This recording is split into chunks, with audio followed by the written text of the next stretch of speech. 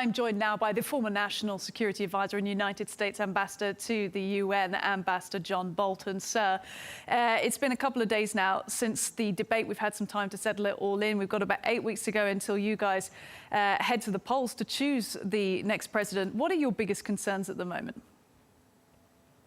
Well, I think internationally, the world is in a very dangerous place. And as the debate on Tuesday showed, there wasn't a lot of discussion about the challenges that the U.S. faces in the Middle East, in Ukraine, in East Asia with China, and not much attention to it and not much specifics from either of the two candidates. So it's a very, very dangerous world out there. And so far in this very important election, we just haven't heard enough from the candidates, I think, for the people to make a really informed decision.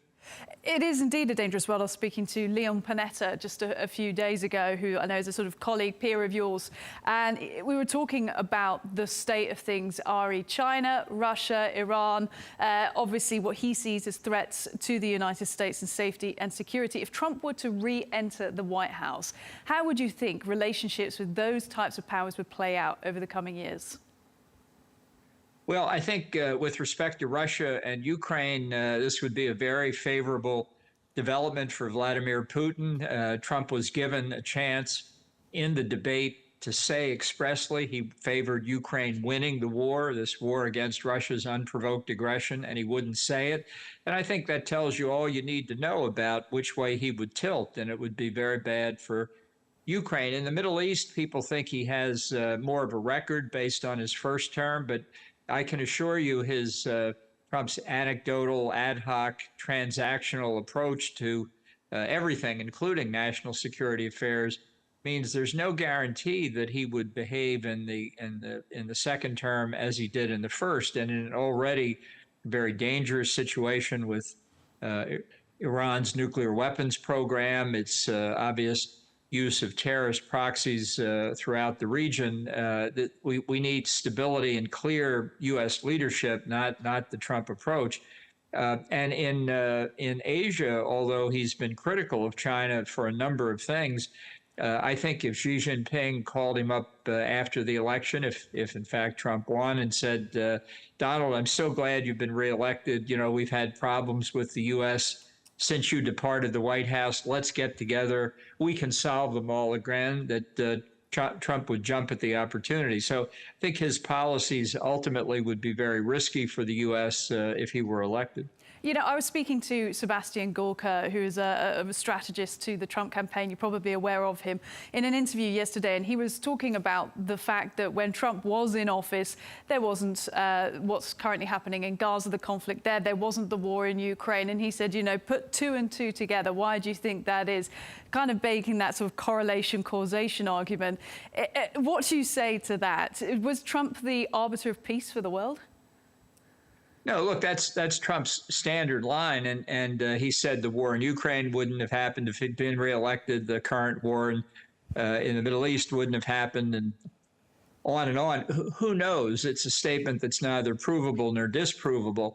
And you know, I think what the Russians were waiting for in the last year and a half of the Trump administration, after the famous phone call with Zelensky, was they were waiting through the COVID pandemic and waiting to see what a second Trump term would look like. But we could have easily seen a reprise of what has already happened. And I think the same applies in many other circumstances. Trump simply says, what Biden did, I would have done the opposite. And that's hardly a policy, and it hardly recognizes there are actually a few things that happen in the world that are not dependent on the United States.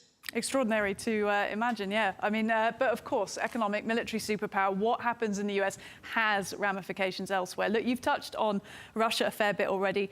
Talk to me about what's visibly happening in terms of the way that Russia's interacting with this EU election, the invisible stuff aside, but the supposed endorsement that Putin gave to Harris. What did you make of that? Well, I think that's classic, I would say, communist desinformatia in the Russian word. It's disinformation. It allows Trump to say Putin has endorsed my opponent, even though it's pretty clear to me that Putin would love to see Trump reelected. He thinks he's an easy mark. He thinks he can get what he wants from Trump. But he's smart enough, obviously, not to say that in open channels. And he would like to see Trump. That's what they're trying to do with their covert operations. There are a lot of countries, Iran, North Korea, China as well, trying to influence the U.S. election through covert means. It's a very serious threat to our democracy, and I think other democracies around the world. And hopefully we're combating them in cyberspace. But I think people in the U.S. and really more broadly need to understand that the totalitarian governments of the world are trying to fight an asymmetric war against countries that they want to subvert.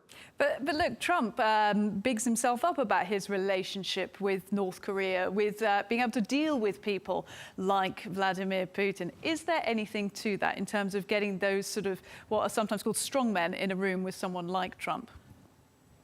Well, you know, Trump says openly that he thinks his personal relations with the head of state, particularly of American adversaries, are an exact description of the state-to-state relationships between the United States and that other country, North Korea or whatever.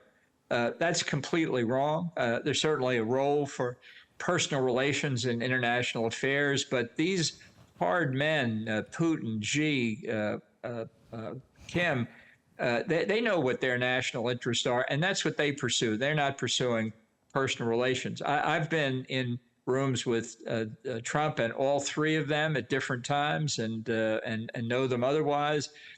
Look, I think they believe Trump is a laughing fool, and they will take advantage of him accordingly. And that's dangerous for the United States, obviously.